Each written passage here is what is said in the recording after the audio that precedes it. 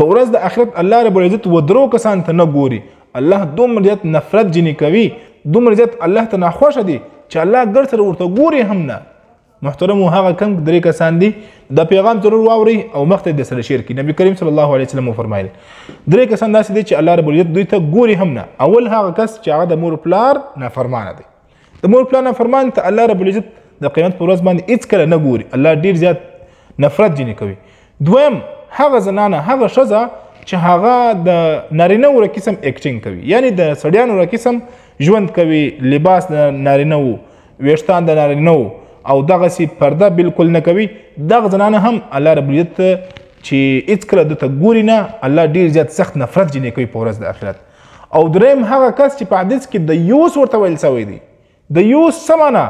یعنی هغه سړی چې هغه په خپل زنانه باندې، په خپل خور باندې، په خپل مور باندې شرمیږي نه چې خلک د دې باره کې څه وایي.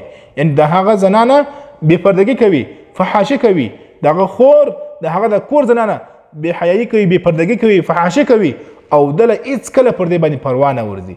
دله هېڅ کله مطلب د ده زړه په دې باندې نه خفه کېږي. دی هېڅ کله د زنانو ته او د خپل کور والاو ته دا خبره نه کوي چې تاسې ولې پرده نه کوي، تاسې ولې داسې نه وایاست، خلک به څه وایي، د معاشره به څه وایي. نو دغه د یوس هم دا هغه کس دی چې په ورځ د آخرت الله دې ته ګوري هم نه.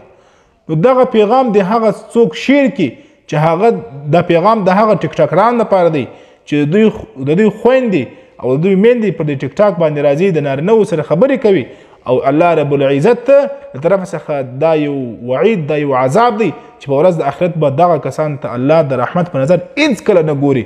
الله به ډېر زیات سخت ځینې ناراضه وي.